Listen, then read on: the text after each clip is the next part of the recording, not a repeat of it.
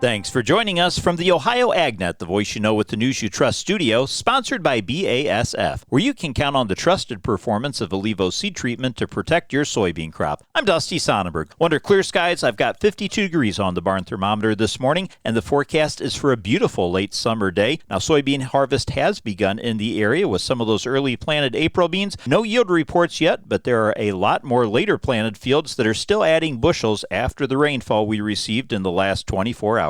A couple quick calendar reminders. Powered by soy biodiesel, Dale will be headed to Paulding County at the Mercer Landmark Laddie Agronomy Facility for their Agro Expo today. For more information, you can visit agrowexpo.com. That's agroexpo.com. Now, coming up on Monday, Dale's going to be headed up to Wayne County for the Wayne County Fair. The Wayne County Fair and Certified Angus Beef invite you to visit the Wayne County Fair running September 6th through the 11th. And for more information, you can visit WayneCountyFairOhio.com for their full schedule of events. Then Tuesday, tune in as Dale will be getting an update from our friends at the Ohio Corn and Wheat Growers Association. Well, let's check in now with Joel Panorwood as he has an update on the EHD situation in the state of Ohio. Epizootic hemorrhagic disease is a topic that's been gaining quite a bit of momentum, not only in wildlife groups as it hits Ohio's deer population very hard this year, but also starting to in livestock groups. There's been one confirmed case, according to the Ohio Department of Agriculture, of a cow with EHD in Meigs County. We caught up with Ohio Department of Agriculture Director Brian Baldridge as well as State Veterinarian Dr. Dennis Summers to talk about just that. We had a test that came in positive on one cow. And keep in mind, as Dr. Summers will lead into, multiple positive tests for some other things as well on that cow. And we know that EHD is something that we see, as the director mentioned, 20 years ago, 19 years ago when I started practicing, we still saw EHD. It's normal for us to see a few cases every year of EHD in cattle. Cattle are able to be infected with the virus. It's not discriminate from deer to cattle, but cattle tend to manifest the disease differently than deer do. Typically in deer, you see it as acute death, right? That's why it gets the name epizootic hemorrhagic disease. So it does cause a profound vasculitis and bleeding of the capillaries and arteries and veins in deer. But in cattle, it's not quite as significant. It doesn't usually cause high degrees of mortality. It's not known for having a propensity for abortions within a herd, but cows can get sick, and that's normally how we would see it. Now, though its impact in agriculture is fairly small, hitting Ohio's deer population quite hard, we're told. That's coming from Clint McCoy, deer biologist with the Ohio Division of Wildlife. So there's no real accurate count of mortality. It's a relative measure, and the relative measure is saying that it's a pretty significant event in that part of the state. So we would expect to see a pretty heavy reduction in harvest in those counties this fall, unfortunately, for those that are hunting there. The full in-depth conversations with all that you heard here today in a deep dive video on the topic online at ohioagnet.com. I'm Joel Norwood reporting. And thanks, Joel. Well, let's take a look now at your Friday morning weather forecast brought to us by Seed Consultants. Simply better performance online at seedconsultants.com. A mostly dry Friday in for us here over Ohio. I'm Chief Meteorologist Ryan Martin. Let's take a look at that Ohio Ag weather update. No major weather issues nearby. Today we are cool, dry, decent sunshine all the way through. And then as we get into tomorrow, I think we're going to be dealing with a little bit of cloud cover over southern parts of Ohio. That's due to the fact that there is a frontal boundary still trying to work through areas to our west. Low pressure moving through Michigan right now this morning, but it's attached via frontal boundary to another disturbance back in the Central Plains, Kansas, northern Oklahoma. That's going to be kicking out to the east here this afternoon and evening, and I do think it throws some moisture into the Ohio Valley overnight tonight through tomorrow. I-70 southward here in Ohio, we need to keep the door open to some rain showers. Anywhere from a tenth to 3/4 of an inch can be falling in that area. Coverage around 75% of the area south of I-70. North of I-70, I don't think we see much coming together at all. Maybe we see some offshoot cloud cover, but it's not a big deal.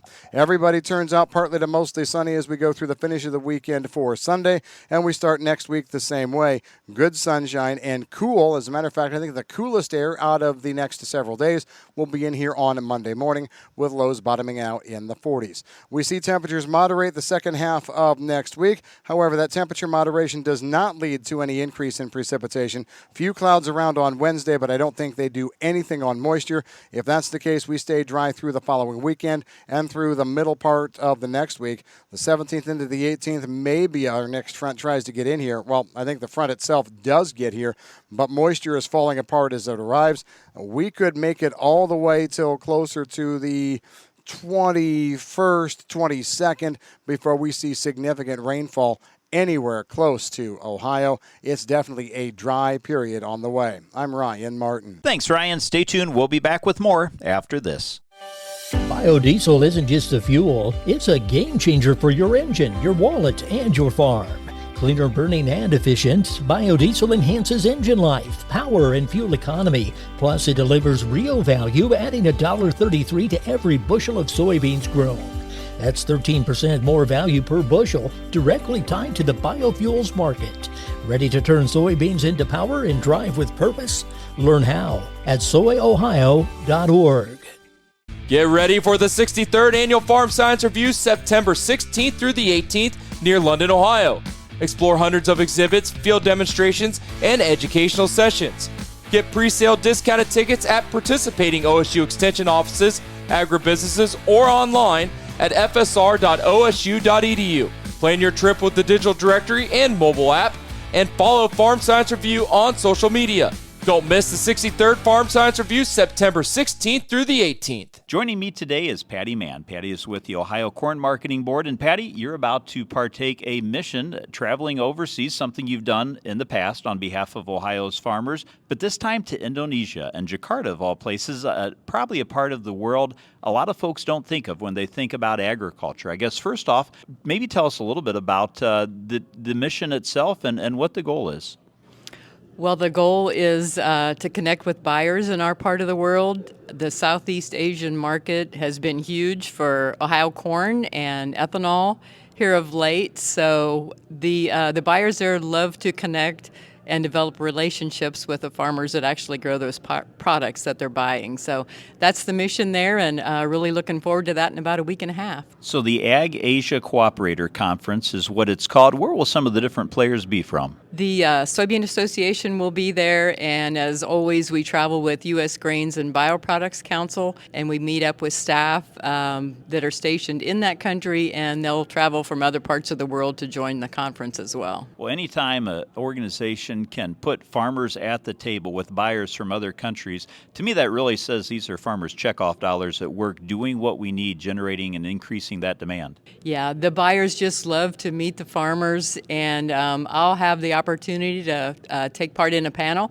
be able to talk a lot about my farm and what we grow and how we grow it. And I love to talk about ethanol in the state, and we'll talk about our 7 ethanol plants, and about a third of the corn that we grow goes into the production of ethanol. So the Southeast Asian countries are rapidly increasing the amount of biofuels in their fuel supply. So for that reason, it's just such an important market to us. Now, this isn't the first time you've been on a trade mission. Where are some other destinations you've been to? Several years ago, I traveled with the U.S. Grains Council to Malta, and that was a corn quality rollout mission. And the same reason there, that was just kind of a destination for a lot of buyers from African, Asian, and European countries. And for the same reason there, just to connect with the farmers to the buyers that are buying our products. Again, my guest today has been Patty Mann with the Ohio Corn Marketing Board, getting ready to take part in a trade mission to Indonesia on behalf of Ohio's corn farmers, putting those checkoff dollars to work to benefit us all. Well, the USDA is forecasting a higher net farm income. The 2025 net farm income is projected to be higher, but the median farm income remains in the red. And with an injection of government payments and strong livestock prices, USDA has reported net farm income projected to increase nearly 41% in 2025. That despite financial challenges facing crop producers. USDA's Economic Research Service released an updated look at farm income and finances, considered a broad measure of profits markets, net farm income is forecast at $179.5 billion for this year. That's up $52 billion or 40.7% higher than it was last year. If the net farm income holds, it would be the second highest recorded following $197.7 billion back in 2022. Yet the good news for the overall agriculture economy masks some challenges in the sector, especially for crop producers. The USDA also projected a typical farm household will lose money on its farm operation in 2025. Stay tuned. We'll be back to take a look at your markets coming up after this.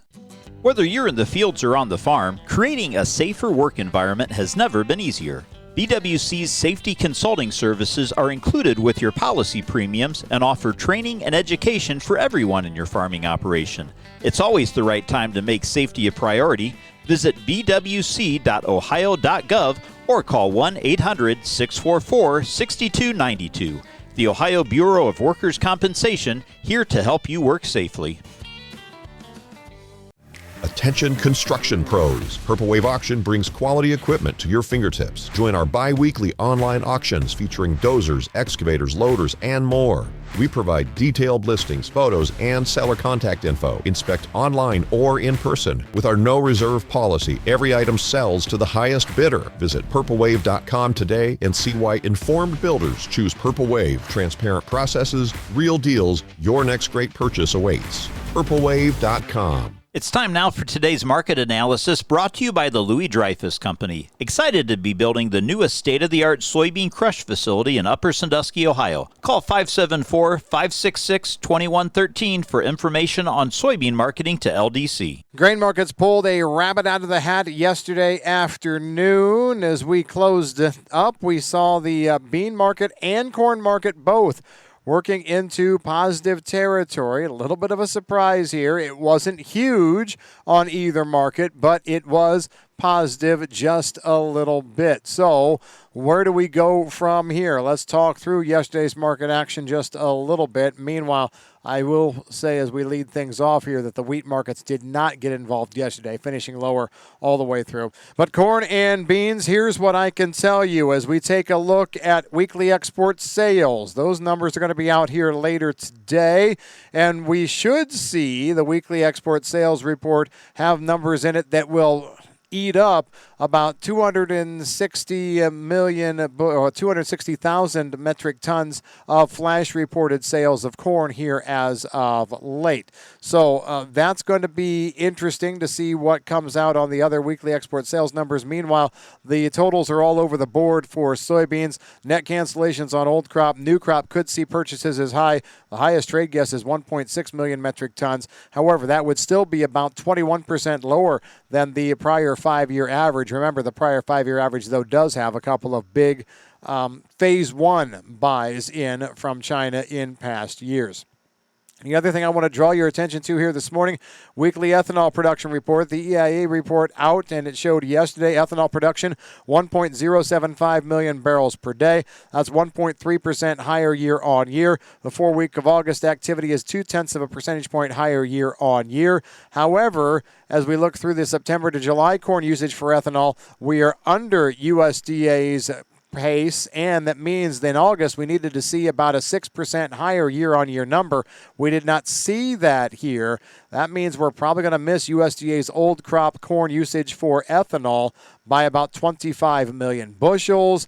May have to see a little bit of a change to the balance sheet in an upcoming supply and demand report. Maybe it's this month's coming September 12th. I'm Ryan Martin. Thanks, Ryan. Let's take a look at how your markets closed yesterday. Brought to us by Seed Consultants. Simply better performance online at seedconsultants.com. December corn closed up 1 3/4 and March corn was up 1.5 cents. November soybeans closed up 1.5 and January soybeans were up 1.5 cents as well. December Kansas City wheat closed down 4 cents, while December Chicago wheat was down 2.5, and December Minneapolis wheat closed down 2 3/4 cents. Now taking a look at what's going on in the overnight trade trade, we have September corn trading up a penny at $4.75. December new crop corn, though, is down a quarter penny at $4.19 1/2. March corn for 26 is currently unchanged at $4.37 1/2. September soybeans also unchanged from the close at $10.12. November new crop beans are down a penny and 3/4 at $10.31 1/4, and soybeans for May of 26 down a penny and a half at $10.78 3/4.